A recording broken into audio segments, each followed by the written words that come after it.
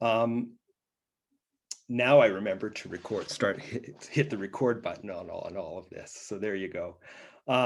So again, from the,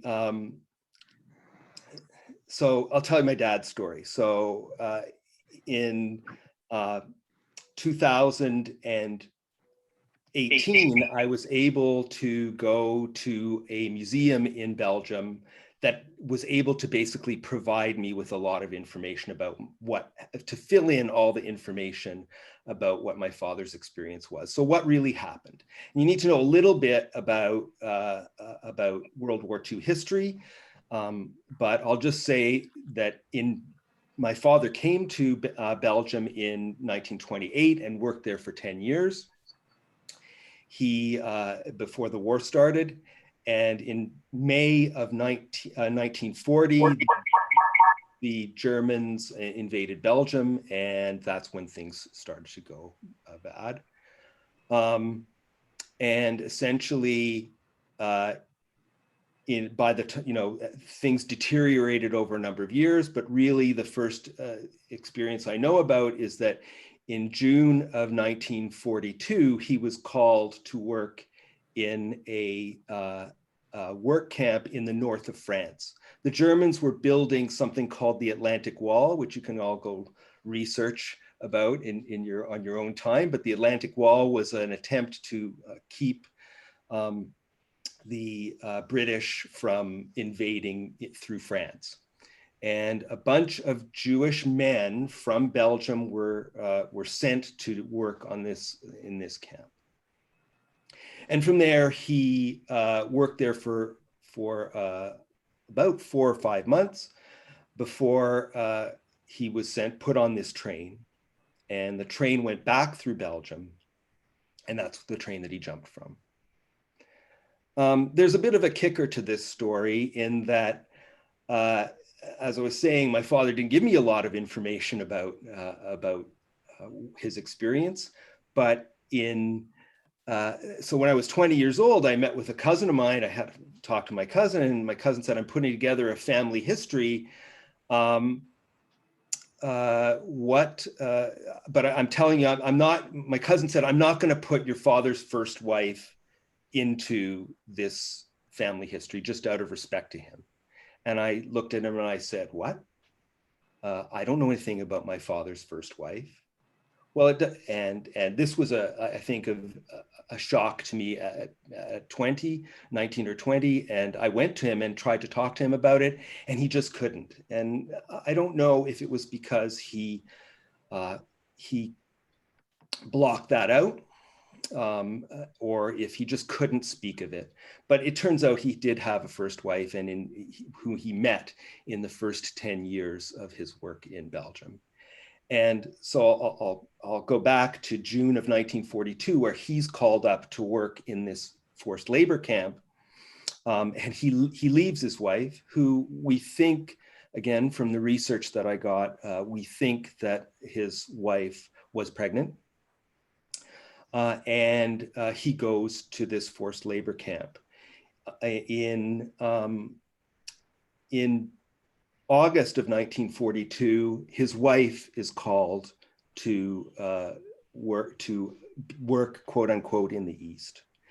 And the unfortunate story is that she boarded a train and went to Auschwitz and perished there immediately. He, of course, how do we know this? Well, we know this from the records that have been preserved by the museum and by the Germans and by research that we've done. So, this is this whole experience again was something that deeply moved me in terms of finding out about his first wife, finding out that she was pregnant. She was likely pregnant. We knew that they likely wrote notes. The Germans really made it seem like work was something that could be done, that they were planning to do work and not to exterminate Jewish people. So my father was able to write back and forth to his first wife, and that the the fact of the matter is that when he jumped off the train in August, he jumped off with expecting likely to go back and see his wife in Antwerp. Additional history about that train. It turns out that on the train that he left on was the train that the most people ever jumped off the train. So there are 257 people jumped off that train that day, and the reason was that many of them were coming from this work camp that he was in. And why did they do this? They likely knew things were not going to get better. When you say it was a work camp, what was it really like? Was it a camp where they worked? It doesn't sound as devastating as it really was. So I guess the thing is that out of these 257 people who jumped off the train, we don't know what happened to them. We don't know how many of them were recaptured. But it was essentially he jumped off the train, and what we discovered was he went to a church. He and a couple of other guys went to a church. He stayed there for a day or so, was forced to leave, and then ended up walking the 150 kilometers from where he jumped back to Antwerp, where he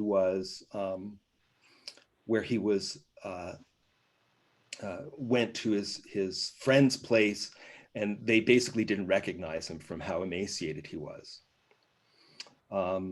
During that 150 kilometer walk, he stayed at a farm that we know of, where the person basically said, I'm going to give you food. You can stay in the barn, but you have to leave because you could get this woman who fed him and gave him meals and let him sleep in the barn could have been arrested and what have you.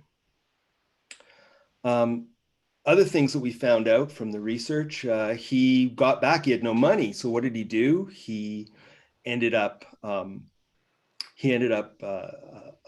asking for the money that was due to him because the Germans were actually paying his first wife. So they made it sound like he was working and getting paid for work, and the dollars he said, please send them to my first wife. And of course, when he got back to Belgium, she had already been transported and had already perished in Auschwitz. So in January of that year, he says to the organization, the Association for Jews in Belgium, he wanted to have get this money so that he could survive. And all of these details are things that I found in this journey to this museum that I visited. And it's part of the details that still aren't there. And the interesting part about this is that the work camp the work camp that he was in it's not really documented. There aren't really any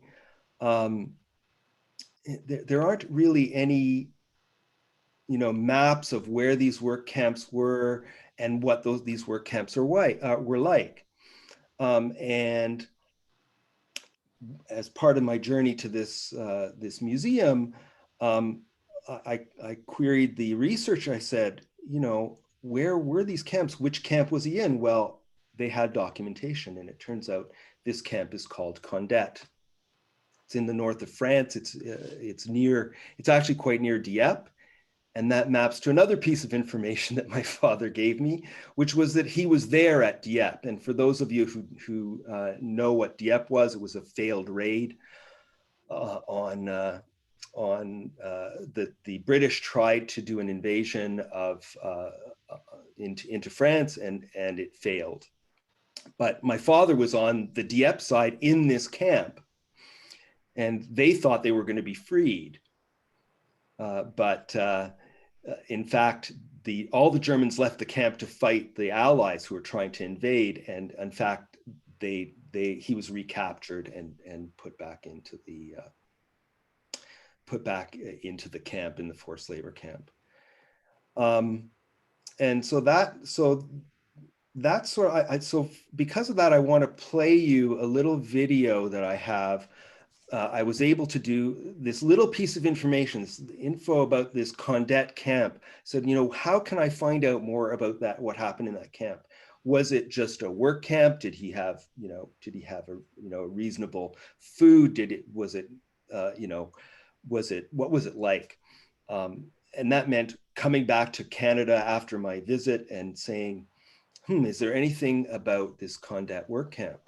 Well, here's another, I'm going to play you this video. After doing some searching, I found out that there in fact is a documentary made by a person who lived in Ottawa. And I'm just going to play you the trailer to this if I can screen share this video for you. 1 second.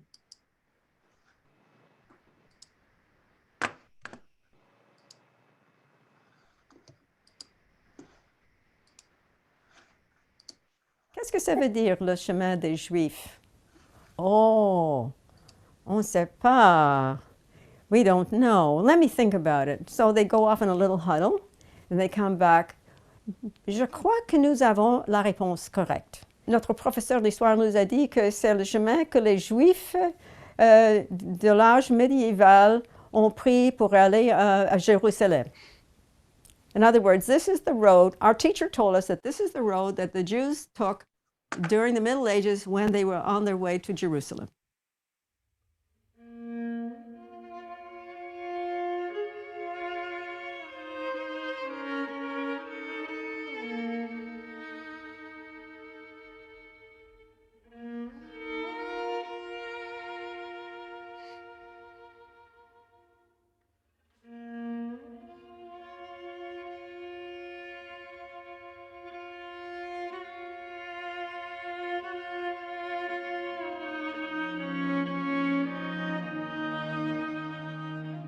We received a letter from the Germans that we have to meet at the train station 2 or 3 days ahead to be sent to a French labor camp. We had no idea where. Everybody was in shock. But then we felt, how bad can it be? Just didn't believe the inevitable.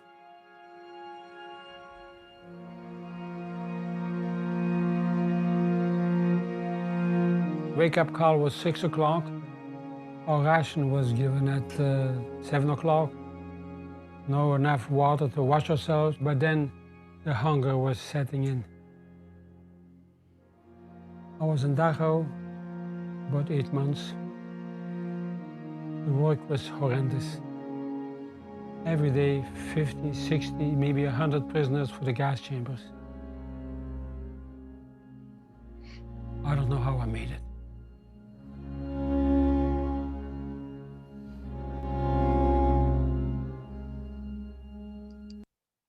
So I'm stopping the video here just for a moment. Can you guys hear me? Yeah. Okay, good. This is the actual area of Condet where my father was imprisoned and forced into labor. And we now know that the conditions were extremely severe. And what you're looking at now is concrete from the roads that the Germans built in order to transport materials in to build this Atlantic Wall. And what you see in the potholes are actually footsteps of the Jews who worked and who transported these materials into the camp.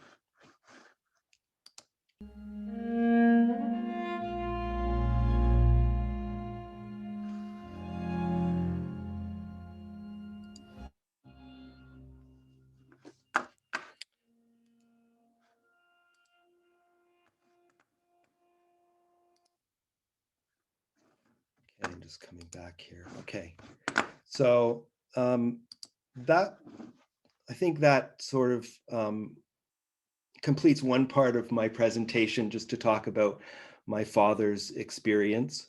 And again, the documentary, which I'll send around in our newsletter or to anybody else who needs it, the documentary is available in the United States, not in Canada. We're working on that.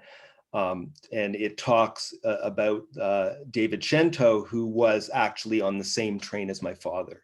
He didn't jump off. He continued on to Auschwitz and then to Dachau, and survived the war and ended up living in Ottawa. It's a shame that I wasn't able to meet him while he was still alive. He passed away a few years ago, but he was very involved in the Ottawa community. I don't know if people have questions, because I do have more to say about my father. You can type them into the chat or unmute yourself and ask. Yeah, I was about to say, if people have questions, they can put them in the chat. But Jack, I had a quick question for you. Sure. Did it get any easier for your father to talk about it over time, or was it just too difficult for him? No, I think, I personally think he must have blocked a lot of it out. I don't know how one could even, process and deal with this. The thought is that you think about it in our own terms, right? The war ended in 45. I was born in 61. I'm 60 years old this year, although I don't look it.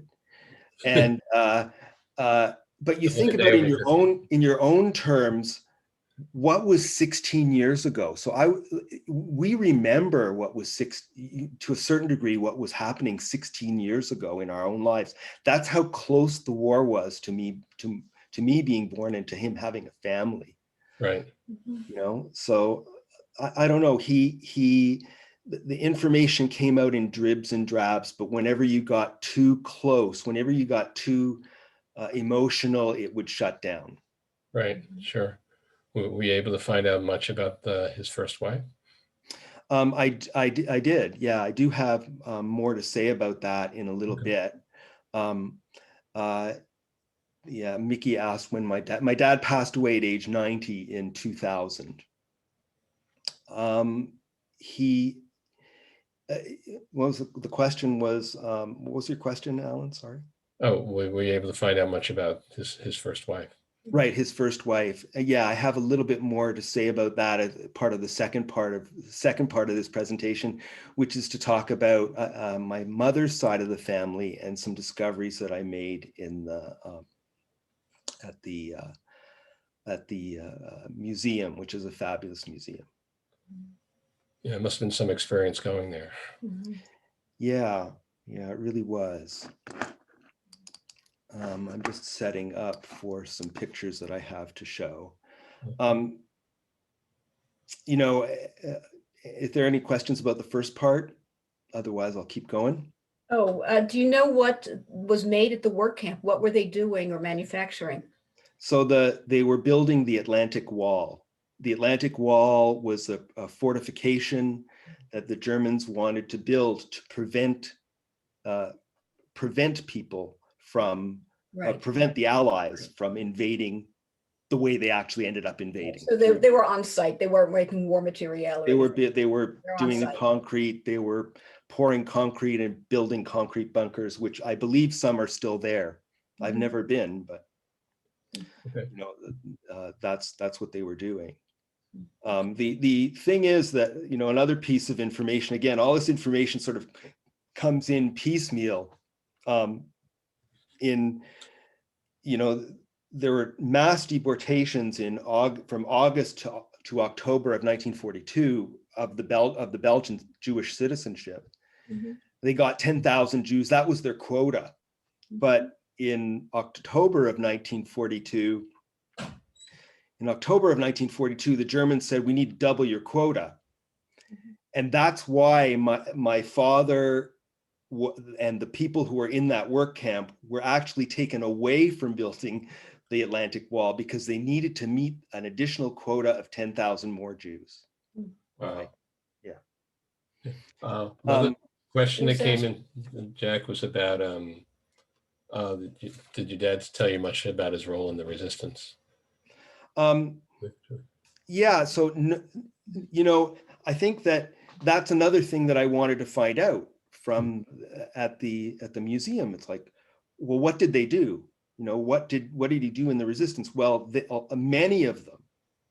And again, you know, where's the record of all this? Is there some information somewhere that tells us about this? And the answer is they smuggled food stamps to people in hiding, fake documentation to people in hiding, food potentially to people in hiding. My father was lucky in that he had blue eyes and fair skin, so he could pass off as being not being Jewish, right? He was that, you know, he was lucky that way. But he was, you know, he did say that he was accosted in the street at one point by a couple of Germans asking him directions, and had he spoke with an accent, they would have known that he was Jewish, right? So he just made like he had no idea what they were talking about. He just played like he was you know, he was not capable of speaking or what have you, and they left him. They just went, yeah, stupid idiot, and he walked away. They walked away, and he was very close to being discovered. And there were a couple of incidents like that he would say that my mother, he didn't even talk to my mother about this. Wow. So, you know,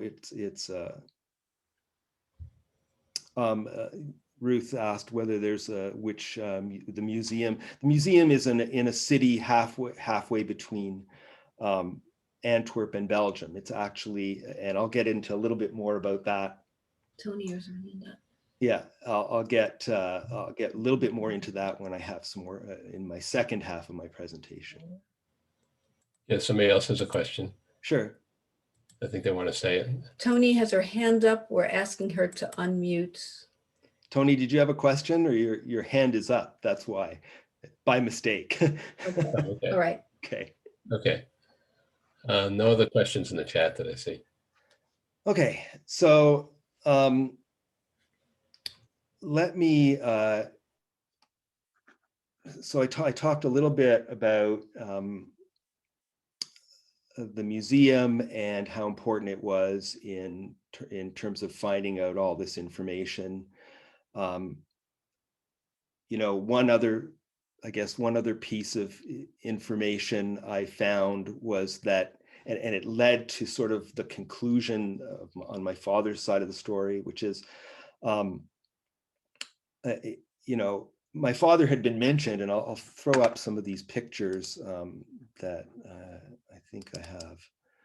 And I'm going to share my screen here if I know how to do this. Share screen. Find the right one. No, there we go. So just to show you the amount of detail that is existed, this is a picture. Can you guys see this okay? Yeah. Can you see it, Alan? No, we could see it, but now we can't. It collapsed.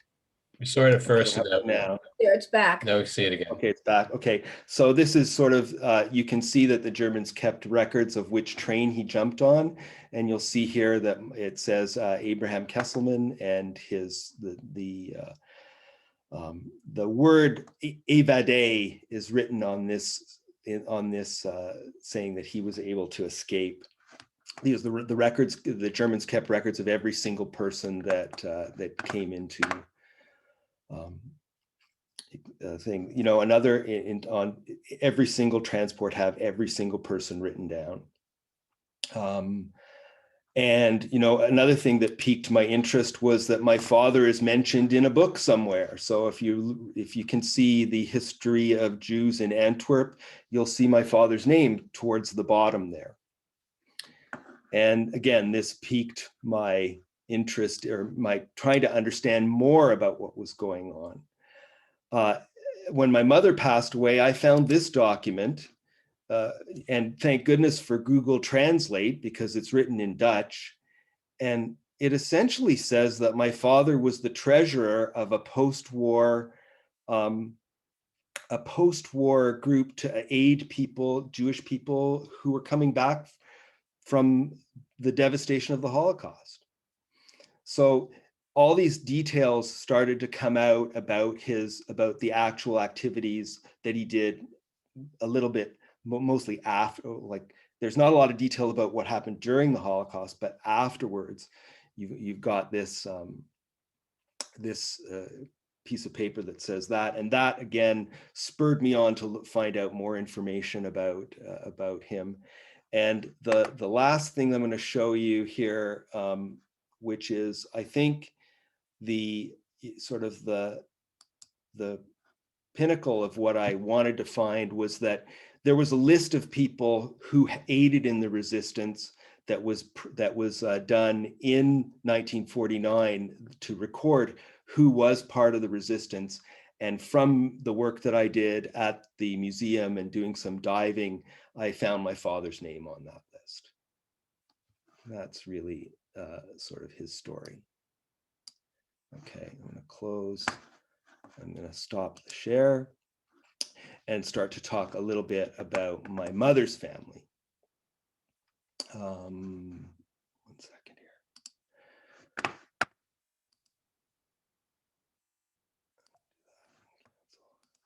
I love technology here. Okay. So as I said before, my mother's family was involved in, or was in, when the First World War broke out, they moved to England, where my mother and her eldest sister were born. When the First World War ended, they moved back to Belgium, where my grandfather was involved in the Jewish community. He was, interestingly enough, it turns out he ran a restaurant, and he ran a bakery, and he ran a hotel. And all of those things were found out as part of this visit that I did to the museum. And essentially so during the 20s and the 30s, he was involved in, oh, somebody's raising their hand. I don't know. Okay. So during the 20s, they lived their lives in Antwerp, and when the war broke out, it turns out that my grandfather, because of his involvement in the Jewish community, was made part of something called the AJB, the Association for Jews in Belgium. And this, again, unbeknownst to them, I'm going to share with you some information. So unbeknownst to them, he had a card that said, he had a card that allowed him to move freely because he was part of this organization. And of course, what did this organization do for the Germans?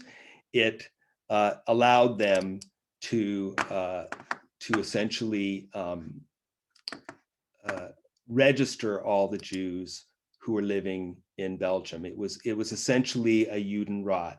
I don't think that they would have known that this was that there were dire consequences about registering Jews, but this is one of the things that he was involved in, and that's likely why he was not he and his family were not immediately sent to Belgium. They were to Auschwitz.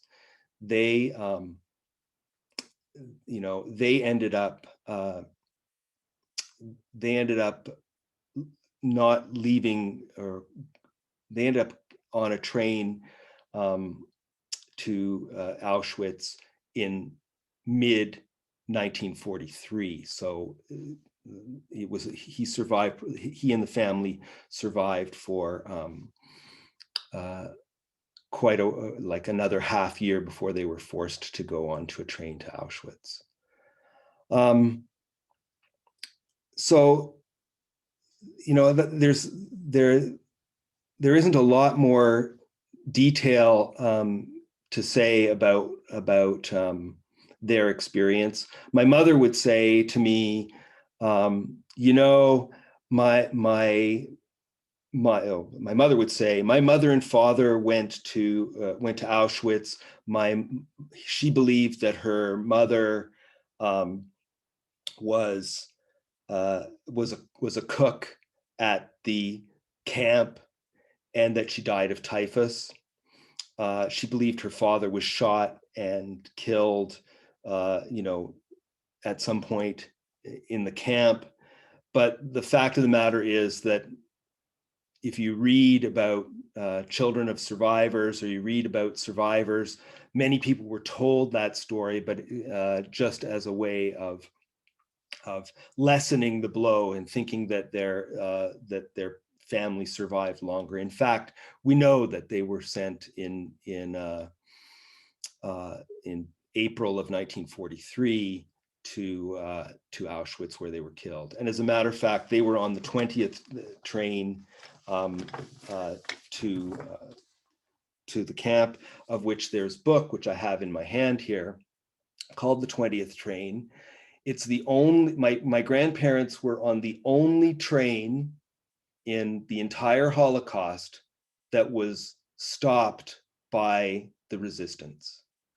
So it wasn't necessarily a successful stop, but a couple of guys, 2 or 3 guys from Belgium resistance, decided to blow up or to stop the train to try and save as many people as they could, and they were able to do that. That's another piece of information I got from the museum. Yeah, so it must have been devastating for my mother to come back from Belgium, or from England at the end of the war, and realize that her family was gone. One aunt, my Aunt Avie, was able to survive in hiding, but the rest of the family, along with my Aunt Leah and her family, they perished in Auschwitz. So I met with this researcher whose real passion is to understand all of these stories. And I spent, an intense sort of day with her talking about all of these things. And afterwards she said, well, you'd like to go see their pictures. And it turns out that this museum has a wall, which I'm going to just pull up this picture and share it with you. One second. Can you guys see that?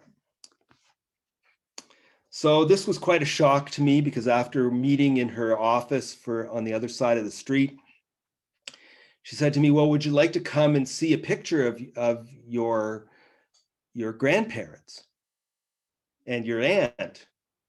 What we've done as part of this project is we've documented, we have created a space where we know the name of every single person in every single person that was deported from Belgium to Auschwitz. We know their names, we know when they went. We have all this documentation. The project was started a number of years ago to put their pictures together on this wall. And so here you have a wall in the museum. And can you see that well? Can you see it? Okay, if you notice, some of the pictures are gray and some of the pictures have a kind of a yellow tinge. Can you see that? So the gray spaces are the people with the gray pictures are people who perished in the war. And the people who have yellow backgrounds are people that survived the war. And this wall is 3 stories high. There are almost 26,000 photos. And what I will show you now, if I can get this to do the right thing, is a picture. Second.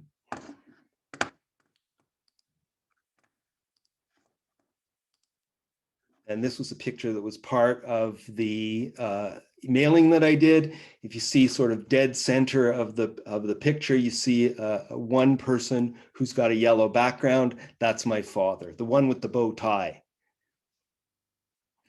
Okay. Again, you see the other men that must have been part of the group of men that came from his work camp. That's one picture I wanted to show you.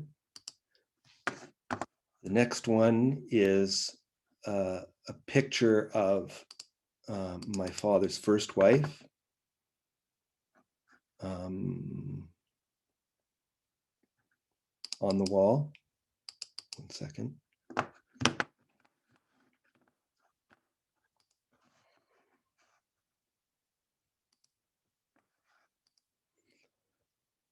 I think you'll see, you should see a picture circled because there's so many. That's a picture of my father's first wife, Liebe Teitelbaum.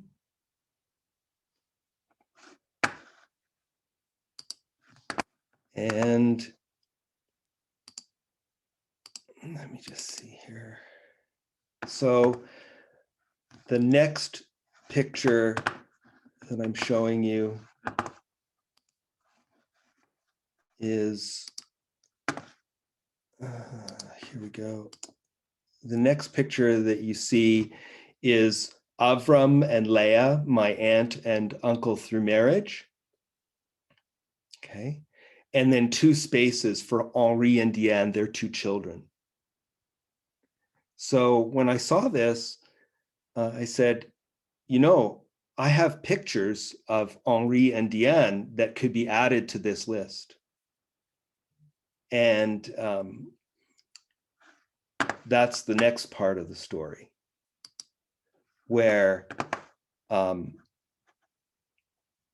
was able to send them. And again, let's see if I can share this. Share screen. So now you see, I was able to send to the museum these 2 pictures. And then they said to me, well, you know, every year we have a ceremony where when pictures are added, we gather everybody together and we have a ceremony where we add the pictures and people gather together and to commemorate the adding of these photos. So that was, a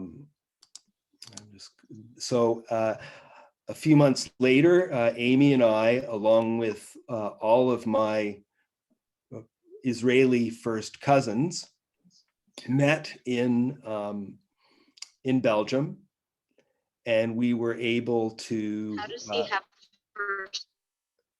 What's that? Or, sorry, I thought I heard something. Yeah, so I was able to meet with my my first cousins, which I think I may have a picture of, And just see here. And they were able to, there was a whole ceremony where we were able to meet together, and I'm going to just play you video. And I'm going to just play you another video which sort of describes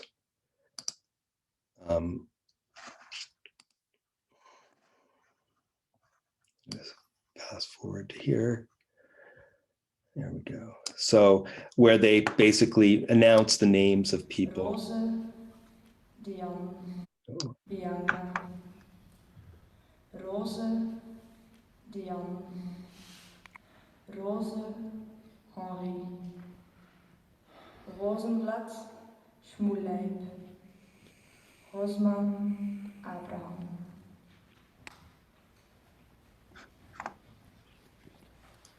So we were able to go to Belgium and see the photos being shown, and it was quite a moving experience for both me and the rest of my family. And yeah, so are there questions? There is a question that came in about what was your mother's surname? My mother's surname was Stern. Okay. Yeah. So yeah, so she's my mother. Yeah, my mother's surname was Stern, and yeah. Were you surprised by what the museum had? I was completely surprised by the photos on the wall. I had no idea that both my father and my grandparents. I don't think I put my grandparents' picture up. I'll put that up now. So they're on the wall as well. Let me show you that.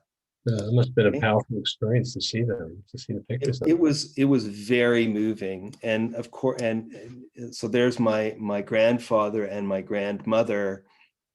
Again, I'm named after my grandfather, and again, there they are on the wall. The wall is quite overpowering, and the museum itself is unique in that in Belgium they had, in Poland, you think there were probably 3 million Jews murdered. In Belgium, there were 26,000 people deported from Belgium. So the Belgium Museum was able to gather personal information about all of these people, and make it so that they could make each of their stories, or make their stories as vibrant as possible. When you've got 3 million people to do it, it's probably much more difficult to do on a scale. So the museum itself has some very personal stories that are worth talking. It's very worthwhile to see. It's if we ever get out of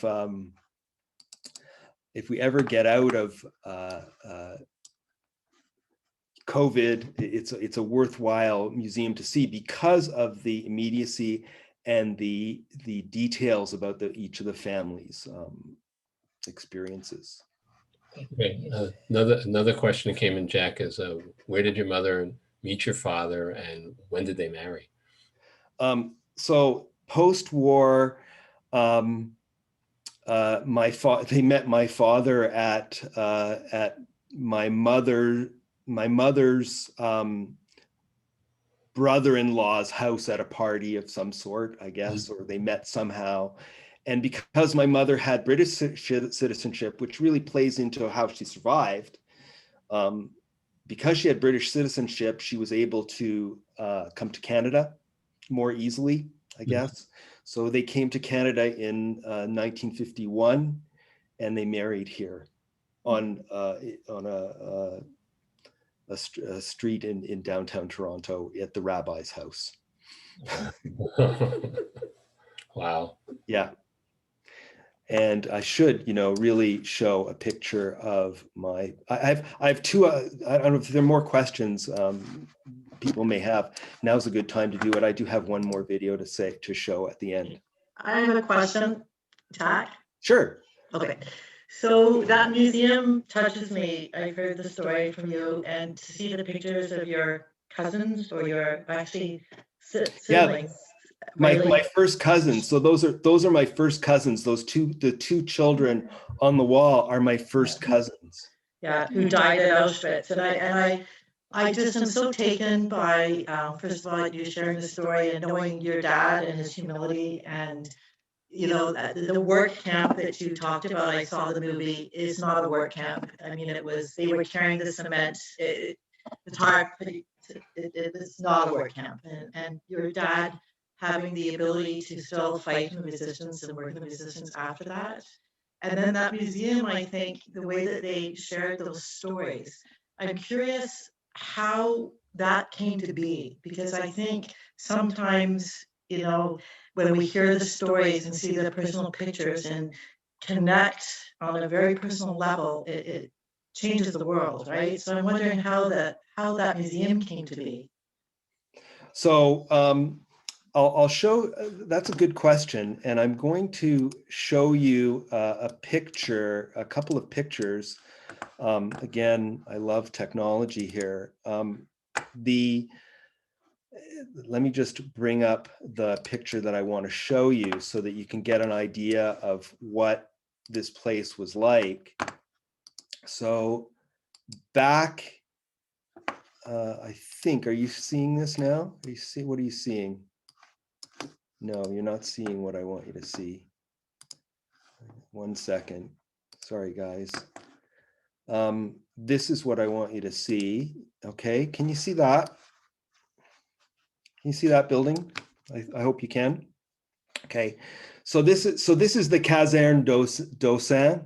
It is the place where all Jews from Belgium gathered before they were sent to Auschwitz. And back in the 1970s or 1980s, this was about to be demolished. And someone pointed out, the information is somewhere else, I don't have his name, but he pointed out what the real historical significance of this place was and that it needed to be preserved. So they called it the Jewish Museum of Deportation and Resistance. And it was housed in this building for many years until the late or the early 2000s, or the mid 2000s, where a new museum was built across the street from it called the Caserne d'Ossat, which you can do a Google search. If you do that, you'll see a picture of the museum. And that's how it started. So this building was almost demolished, and it's been kept for historical purposes. And the new museum was funded. I guess funding was done like anything else in the world, and this new museum was built. And the daughter of the person who created the museum came up with an idea to get pictures of people. And there was a display, sort of a museum display of a group of pictures. And that spawned the idea of, you know what, we've got a group of pictures.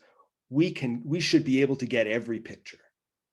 We should be able to get every picture of every person that has been deported. And that is their ongoing goal, that every year they get, just from me visiting, for example, they got 2 more pictures from other people that are doing research or trying to find out family histories. They basically get these pictures. And the museum is wonderful. It hosts other exhibits, and they're not only focused on the atrocities of the Holocaust, but also putting it in a context of today and other atrocities that are happening in the world. So it's a wonderful museum.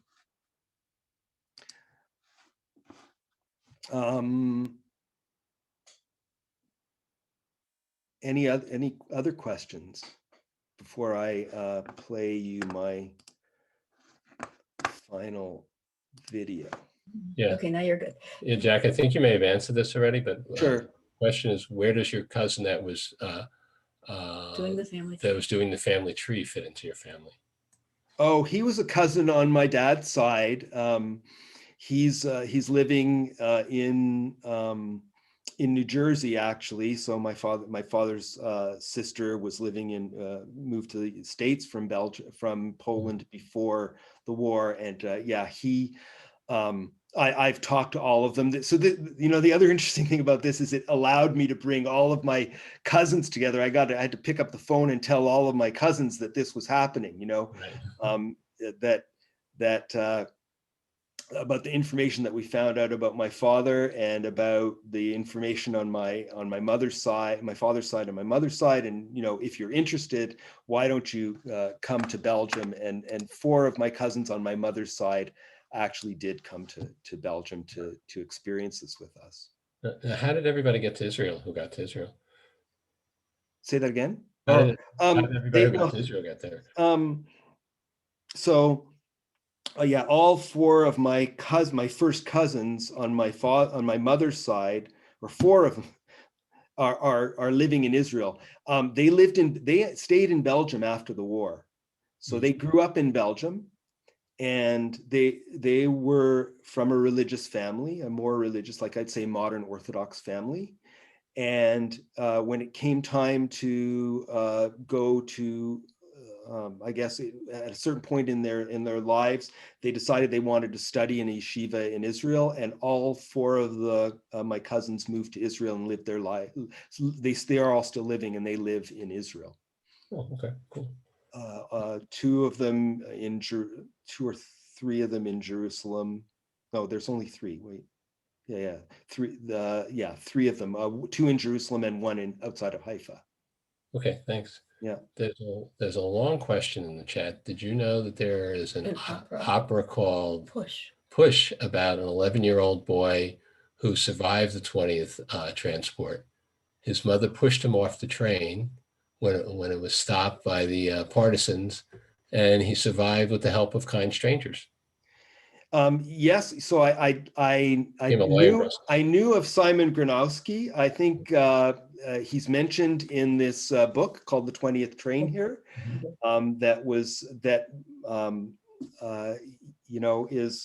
Was part of my grandparents were on that train, so Simon would have been on the same train as my parents. I did not see I didn't know about the opera. I didn't know. I'm sure it was moving. I do know his name, and I've read of him. Of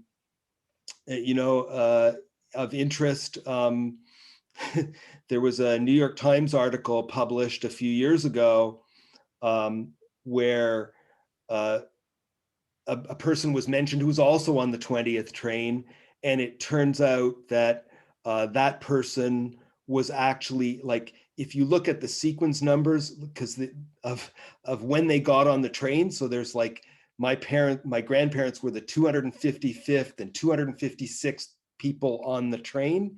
The 257th person was mentioned in this New York Times article. So there's all kinds of things that you end up finding out.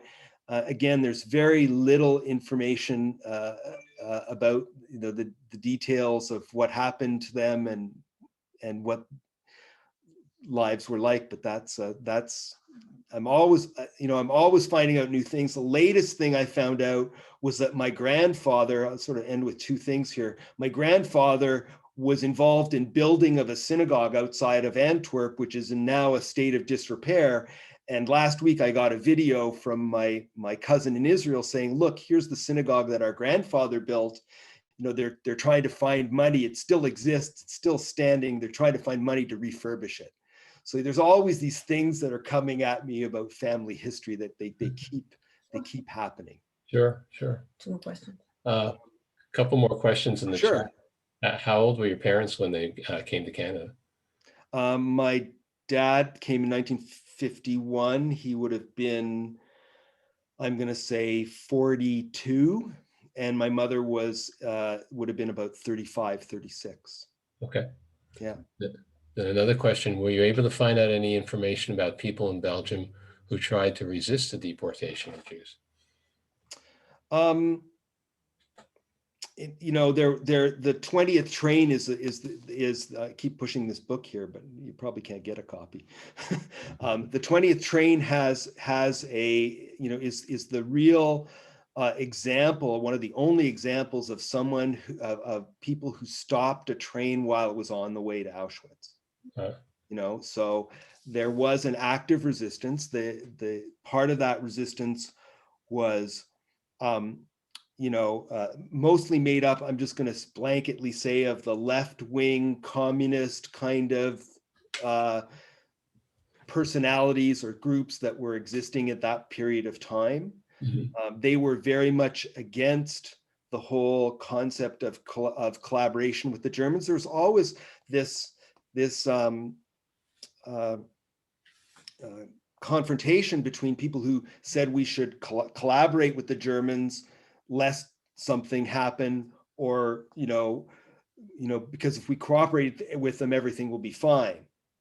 And I think, you know, we know what the truth was, but you know, there were people who were resisting, and you know, eventually that left-wing group, which my father, I'm sure, was part of, and again, there's still not a lot of detail. You really want to find out, okay, well, what did he do, and why was he the treasurer of this organization that happened? You know, there are a lot of questions. You know, he never talked about that. Right. He probably would have denied it anyway. Yeah. You know, one cousin of mine, you know, told me, you know, your dad, I said, what did my dad tell you? Because these guys are older than me. What did he tell you? Well, he told me that he had a boot where he hid information in the sole of the boot, or what have you, you know, like that was the kind of clandestine things that he did. Right. Wow. And, you know, but not a lot of detail, I've got a question. Rachel has a question I have for a you. question. Sure. It seems like the internet has opened up sort of a floodgate of information, and yet, you know, your story shows how many gaps there are still in information that's available, because it's only as good as the original documents and the original source material. What would you recommend to other people who want to track down the Holocaust stories and their family based on the sketchy information that comes down the generations? You know, I've told this story sort of in an hour or so. I'd say that there's at least 20 years worth of questions being asked in it. You know, 20 years of little tiny things, like even that little piece of information, think about it, little piece of information I got about this camp. The name of the camp that he stayed at was called Condet. Okay, that's great. Where, you know, that piece of information led me to find the movie, you know, led me to find the documentary, which, you know, and you know, there's more story. I can go on and on here, but when I found it out, I found the director of the movie. I said, you know, I want to see this movie. He said, well, by the way, we're going to be in Toronto doing a full screening of this movie at a synagogue in a month. Can you come? Oh, wow. And that's what we did, but only because I searched for Le Chemin des Juifs, or I searched for Condet, and I found a reference. You know, those are the kinds of things you got to do. But the challenge really is, if you're looking at people who perished from Poland or from other places, the records were not as well kept.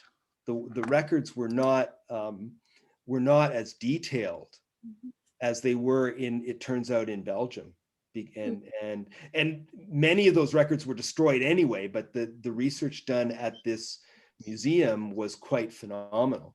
Yeah, I've got the museum itself, I will say, the museum itself, I've been to both. I've been to the U.S. Holocaust Museum in Washington, and I've been to this museum, and this one was far better in that it showed, it was way more personal and very worthwhile seeing.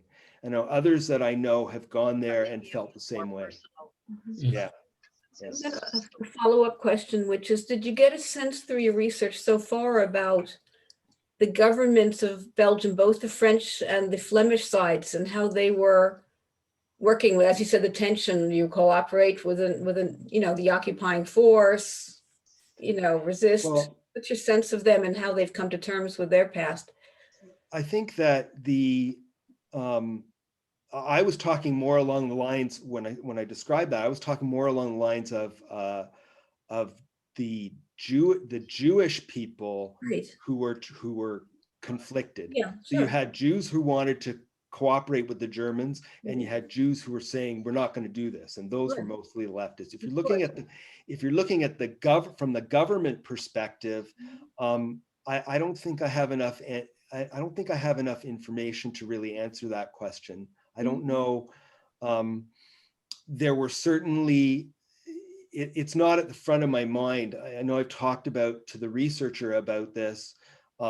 There were factions within the government that wanted to cooperate with the Germans and factions that didn't. And there were, my father survived in hiding for the 2 years because there were people who would hide him, right? And there were people within the government that did what they could to subvert.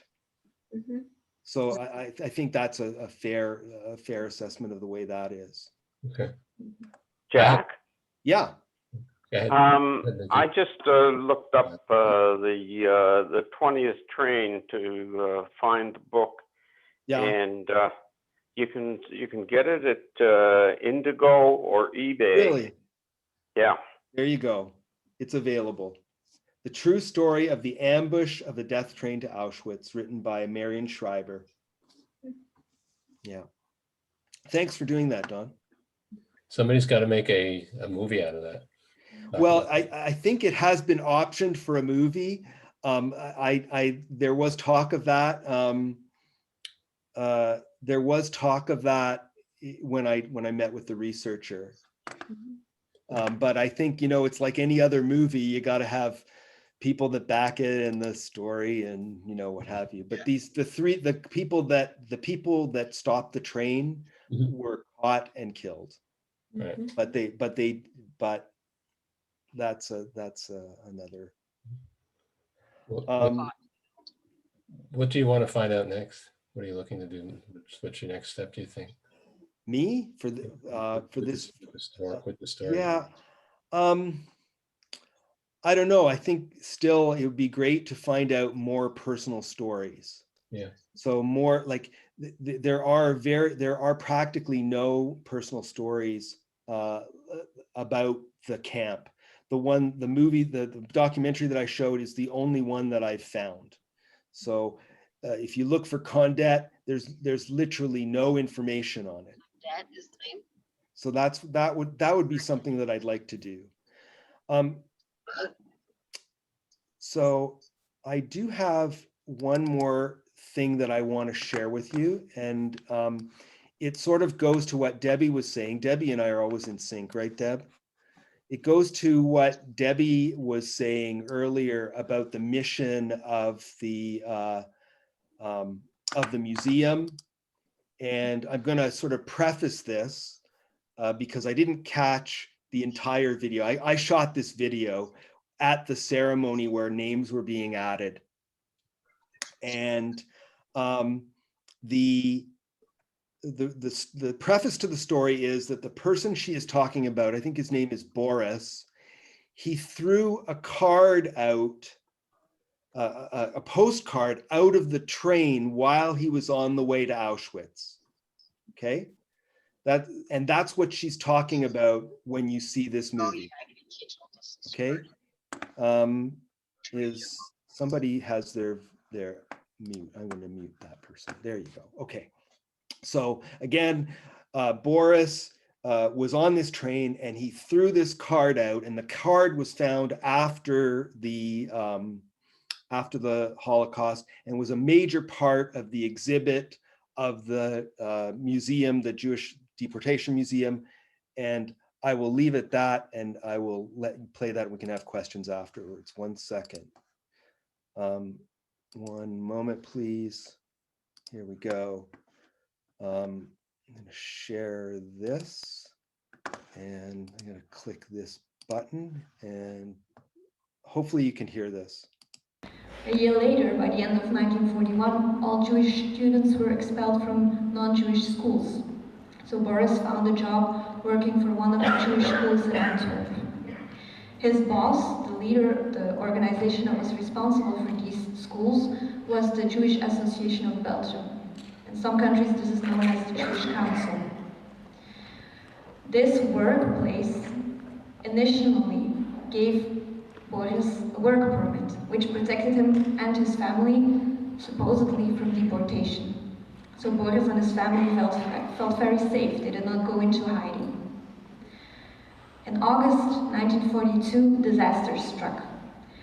All members of Boris' family received a work order. They were told by the German authorities to come here, to the Dolcin barracks. The barracks are named after a general from the First World War, and it is very strange that it was exactly this general that Boris' father fought for in the First World War. The irony of history comes up again. Boris fought to keep his family off of the train. He told his father and his mother not to worry. He would go to speak to the Jewish Council, so they would take them off the list for the workers. But he did not succeed, and his father, his sister, and his brother had to report to the Dolcin barracks on the 25th of August, 1942. Boris succeeded in taking himself and his mother off the list, but he still strongly believed that he could save the rest of his family. So he went to lawyers, he visited members of the nobility, he went to friends of his father, other persons, other soldiers, other organizations for veterans from the First World War, but nobody could help him. So Transport 6 took Solomon, an invalid from the First World War, and his 2 Belgian-born children, Simon and Leah, to the concentration camps. All 3 of them perished there. Boris, however, still believed that he could keep his mother safe. But then, in the night of the 28th on the 29th of August 1942, at 5 o'clock in the morning, so the card says, the Antwerp police came to their door and they arrested both Boris and his mother. This was the second largest raid in Antwerp, and hundreds of Jews from the community were arrested that night.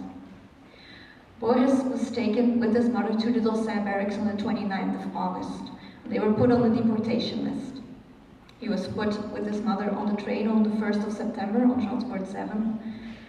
He succeeded in throwing a letter for his girlfriend Odette from the train. And the letter said, "I am here, I'm on the train, and they're saying that we're going to the east, that we're going to Poland. I have had several opportunities to escape from the train, to jump. But what will they do to my mother if I do? What will happen to her? So I won't take the risk, I will go on to the end." And both perished in the camps. The complete Avenbroek family died in the camps. So why am I telling you this in such detail? The postcard was a very important part of the exhibition in the Jewish Museum of Deportation and Resistance. But we never had a photo to go with the postcard. Until this year, by accident, I actually ordered a file and the wrong number was delivered from the Felix archives, from the city archives of Antwerp. And it was the file of Boris's mother, of Luba. And I opened it, and there they were, all 4 of them. The father, the mother, Simon, and Boris. So for the first time in 21 years, we are able to see his face and to tell his whole history. You're all here today because you have relatives or friends on the wall. You have a personal connection. There is no one left to remember Boris. They are all gone. They have all perished. This is what this project and this museum is about, remembering also those that don't have others to remember them. Boris is just one of 5,000 we were still looking for, and we will still continue our search. They will not be forgotten.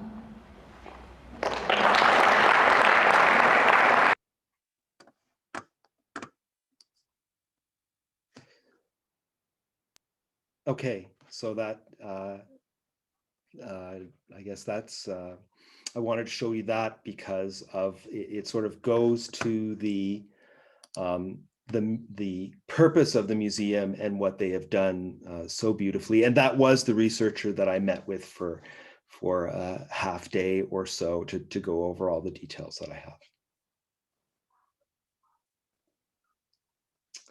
All right, so Shai, you have a question. Yeah, I wanted to ask you a question about the government involvement. You talked about it before. I was reading some stuff about it. I don't know about the Belgian government, but I know that there is a lot of accusation against the Dutch government because we all have in our mind Anna Frank, you know, and they were hiding, she was hiding, and all those kind of things. But apparently, I can't remember the numbers, but in terms of percentage of Jewish people that were deported and killed from the Netherlands, it was very high percentage. There are not too many, but just like Belgium, you say. So I just wonder if you ran across it and you hear about it. I mean, my mother survived the Holocaust. She was in Hungary, and over there, how should I put it? The population was happy participant in, you know, just kicking out the Jews, right? But in the Netherlands, I'm confused. I don't know. I'm not saying that I won, but I mean, I remember I was really struck by the fact that in the Netherlands, you know, I thought Anna Frank and whatever, it was actually one of the worst countries in terms of just percentage of Jewish that were sent and killed. Mm-hmm. Yeah, I mean, I don't know about the government involvement. Or at least I don't have that at the forefront of my mind at the moment. It's something that likely I'd like to spend some time looking at. You know, I think that there were parts, I think different parts of Belgium. We're talking Belgium now, not the Netherlands, not Holland, the Netherlands, but there were parts of Belgium that were sort of more, I guess, there are likely parts that were more likely to cooperate and parts that were less likely to cooperate, but the details of which I just don't have. Yeah, I mean, it's worth researching, but you know, I don't know the answer. I know that very few people came back, like the percentage of people that came back. I have a book, I'll just show it to you.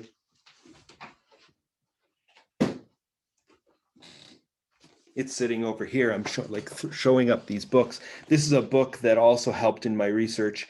It describes, it's got a list. It's got the list of the name of every single person that has been deported in lists. I showed you my father's name, but all of my family is on this. And at the beginning of the book, which is all in French, which I could be able to get translated, you know, it goes over the percentages of people, how many people were taken. But there were we know that there were 26,000 Jews taken from Belgium, and very few came back. My father was extraordinarily lucky.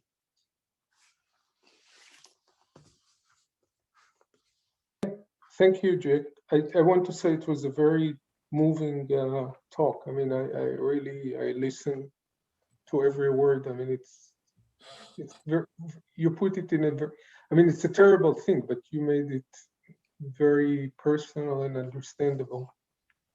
Well, thank you, Shai.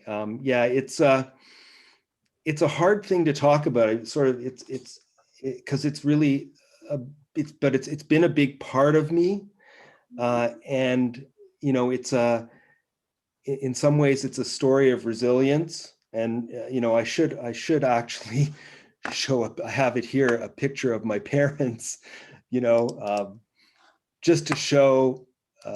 Wait 1 second. You know, that, you know, to leave on a positive note. Let's just see here if I can get it going. Sometimes technology is not cooperating as well as I think I should show you this. I should show you this picture, and I don't know how well you'll be able to see it. Oh, wait, this might work. Yeah, this is it. 1 sec. So just to be on a positive note, you know, they did come to Canada. They did, you know, do well. And there they are. At some point, I have no idea when this was taken. Maybe from the clothing, we can discern what year it is. They're in Florida. One of the things that they like to do. That's my father and mother. That's how my father smiled. That's like the biggest smile that you'd get out of my father. So they were, this is somewhere, I guess, in Florida at some point. Probably my dad was in his mid 60s, late 60s there. All right. Okay. I just want to make one more comment. So I know, Jack, like, I mean, my mom and my grandfather, my grandmother, I asked a lot of questions, but they never wanted to talk about it. And only later I started to learn more. And it's there are quite a few books written about this generation that just didn't want to expose their children to those horrors and to talk to them about it.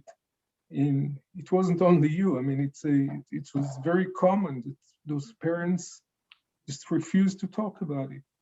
I had a friend in Israel, and only when he was a teenager or something, he learned that both his parents were married before. They both had kids. They both, you know, lost their families. And then when they came to Israel, they got married. And I mean, it was a terrible shock. I mean, obviously, but they just didn't talk about it. Yeah, and I think, yeah, you know, there are similar. These are similar things happen. You're right. You know, our stories are not unique in that way. In that it's very difficult for them. And why is that? I mean, how can we even conceptualize what they went through?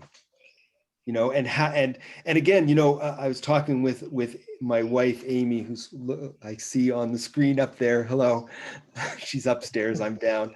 I was saying, you know, how much do we want to protect our children from these horrors? There's my child there.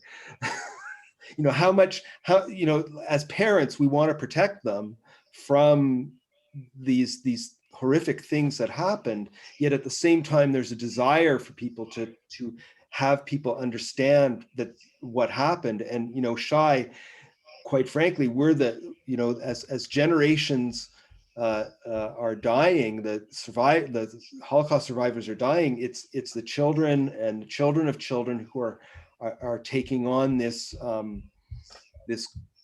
idea of continuing to tell these kinds of stories. And in some cases, you know, there's just no information.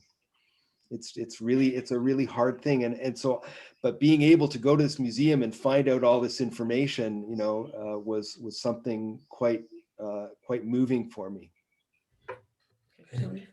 Jack, can I just say a word? Of course. Okay, sorry, I've had this yellow hand up and I didn't have anything to say, but the whole time, yeah, and then I waved my own hand. So I just want to say, I'm so happy you showed a picture of your mom and dad.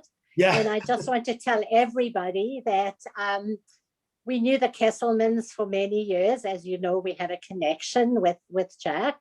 He's like one of our kids. But his mom and dad were two of the gentlest, sweetest, kindest people that you could imagine, that you could come across. And you would never have believed what they went through and how they survived it. And Jack, I think they most probably did the right thing. And I know in not sharing too much with you until you were ready.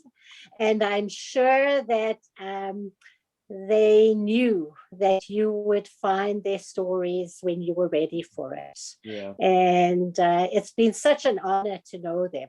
And to, I think you should be very proud, and they are proud of you. So thank you, Jack, for sharing it. Thank you. And we did go to their apartment in Miami. So all those years ago, and it was a good deed, which is a story for another day. So that's just what I wanted to share with everybody, how gentle and loving they were. Okay, Yeah, so I mean, where that was. You know, to see them, they would just, you know, I used to say, you know, my dad would have his buddies over and like, you know, a bunch of old guys, right? At least to a 15-year-old, is, oh, what did that guy do? Well, he survived in Russia, and he survived, you know, in a camp somewhere else. And, you know, he, like, you wouldn't know, you just see these guys, they look like old guys walking down the street, and, you know, you don't know the stories. Jack, we have a couple more questions in the chat. Okay, what do we got? Have you heard of the Azrieli Foundation? They're trying to gather Holocaust survivors and their family stories. They published Someone named Barbara. Some from Barbara. They published My Mom's Holocaust Experiences, Never Far Apart. If you're interested in this and in exploring this, let me know. And Phil, I'll ask my mom who to contact with. Sure. I mean, I have heard of the Azrieli Foundation. I have, but I haven't been in contact with them. But yeah, maybe that's something. Maybe that's the next thing I should do, Shai. Maybe that's the next part of this journey. Okay. Comment, it looks like more than a question, regarding the high percentage of deported families from the Netherlands. I'm told it was due to the meticulous record keeping of the government, that the Germans just had to go to City Hall and ask for the list. Well, you know, it's, you know, again, it's an interesting dilemma, right? The Germans have invaded you and are asking for the list. What do you do? Right. You know, I have here actually, I had all these pictures to show you in it, and you know, this thing here, which I'm about to show you, and hopefully you can see it. Can you see that well? I don't know if that's good. This is an example of a registration file, right? In Belgium. From Belgium. And this is the registration file of my aunt, Leah, and my uncle through marriage, Avram, and Henri and Diane. This is their registration. This was done by the Association of Jews in Belgium, right? And they were forced to do this. Mm-hmm. All looking very official. And the stamps here, these stamps that you see, the A's and the lines, the red lines crossed off, those all had meanings in terms of when they were deported. Mm-hmm. How do I know that? Because I don't think I have it here, but I have another example of this with my grandparents and my one aunt who survived in hiding, and her name doesn't have a red line on it. Because she managed to escape being captured. So yeah, I mean, it's true that you know, I think the most surprising thing for me about all of this was, you know, I always thought, you know, the war started and the Germans then thought, okay, we're gonna massacre all these Jews. That's not the case. They planned this for a very long time. Right? They planned this for and thought about it, and really that I think that was something surprising to me, that this was so thought out. And anyway, that's another. Jack, I just wanted to thank you. It's Ruth Shushan. Hi, Ruth. I grew up with Jack in St. Catharines, down the street from him, and I had the privilege of meeting his parents and babysitting for them, babysitting Jack. Yes, we have my babysitter here just to make sure I'm staying anyway, you know, my parents had your parents over, and my father was a Holocaust survivor as well. I just want to say that it was a privilege also meeting them, same as Tony. They're the wonderful, wonderful people. And my father would never speak about what happened. He would say, Ruti, my life's an open book, case closed. That's about it. So I thank you very much for filling in some of the gaps on your life, and wish you really well. Thank you very, very much. Thank you. Maya. Okay, Jack, Maya has a friend who's managing editor of memoirs at the Azrieli Oh, Foundation. we'll talk. She can connect you with We'll Yeah, talk. Jack, can I say something too? Sure, Ivan. It's Ivan, right. So Jack, we have been privileged and fortunate in belonging to what's called the Lockdown University. And they just celebrated their first anniversary today with a big gala. But the last lecture we listened to was on the meeting at Wannsee in Germany on the 20th of January, 1942, in which 15 high-ranking German officials from the government and the Nazis, whatever, met primarily to discuss the cheapest and most efficient way of the final solution of killing every Jew in Europe and England. And there they presented a list of 11 million, with each country listed, including Belgium and Holland, of all the Jews that were registered and known to the Germans at that time, after having already killed 2,500. Sorry, 2,500,000. So they knew the names and the lists of the jobs that they had to do. And as you mentioned, your dad was let out of the work camp to fill a quota. And that was the story that we heard several times during these lectures. Yeah. So I just wanted to fill you in that the Germans knew, and they had been planning for a long time. And then the final solution was on the 20th of January, 1942. Well, can you believe that rather than build fortifications to prevent you from being invaded, you would rather have the Jews killed than enhance your war enhance your ability to defend your position. They rather have the Jews killed to meet quota than to actually, That's racist. To get the work done. The Atlantic Wall, which I don't know how, obviously it wasn't that successful. The Atlantic Wall was not successful. And in 2 years later, the Allies invaded in a similar area. And one day I'm going to go to France and walk the Le Chemin des Juifs to see what he experienced and where he was. Mm-hmm. It's a walking path now. Mm-hmm. I just wanted to add something to what was said here. About the German killing the Jewish people. I mean, we have to remember that, they confiscated billions of dollars. There are still stories, about quarters in the middle of Paris that were Jewish, and the government, even the French government, took over those places and with no compensation.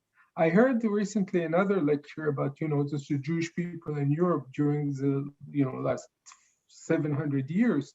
And they say that all those stories about, Jewish killing little kids, just before Passover, were also stories that were initiated by some of the priests and some other people that own the Jewish a lot of money. That was even a story, just to get rid of all your debt. You will start a story like this. And they're talking about fake news. And fake news is obviously not new and it's very dangerous. But I never realized that a lot of it was done over the last 700 years just to get rid of the, the debt, just to kick out the Jewish people. So again, I'm just adding some more information. I don't obviously have the answer, but we also have to remember that they not just robbed the souls of the people, but they took everything, just everything. Yeah. Okay, Jack, there's a lot of people thanking you for this. Well, I'm glad to be able to have shared this with you all. It meant a lot to me to be able to do that. Yeah, I want to just read one. It says, "Thank you so much for sharing in such a beautiful way. I do believe that your parents would be so grateful and so proud." Thank you. So it was very powerful and very moving, and thank you for sharing your personal story with everybody and your families. Thank you. Yes, thank you so much, Jack. You're welcome. So I don't know really how to end this. But Lauren, I think Laurentina had wanted to say something about a session we're having this week. Yeah, and then I want to say something about our next adult ed program in 2 weeks. So go ahead. Let Lauren go first. Yeah, we've been running a monthly women's new moon circle for Rosh Chodesh, and this Tuesday we're gonna welcome in the next month. So if any women would like to join, please let me know, or Rachel has been managing the list. Thank you. Yeah, I'm just going to add, Alan and I are being vaccinated Tuesday morning, so we may or may not be attending on Tuesday night. So if you're interested, let me know before Tuesday morning. Okay. And then the note I wanted to add is that we'll be doing another adult ed program in 2 weeks on Sunday night, April 25th at 7 p.m. with Rabbi Micah Streifer from Temple Kol Ami in Thornhill. And it's sort of in between Passover and Shavuot. So he's going to be doing it's an environmental program about how green is your Torah. So please join us on April 25th at 7 p.m. All right. Can I make some announcements as well? Sure. Can I dovetail? Okay. Absolutely. But thank you so much, Jack, for sharing that. It was really well done. We have a service on Saturday, April 24th, Shabbat morning service with David Bernstein at 10:30. And then we also have another Friday night Shabbat service with Daniela Gesundheit, who was here Friday night. For those of you who joined us, Friday, May 21st at 7. And then Sunday, June 6th will be the concert with my dad and pianist Ross Inglis.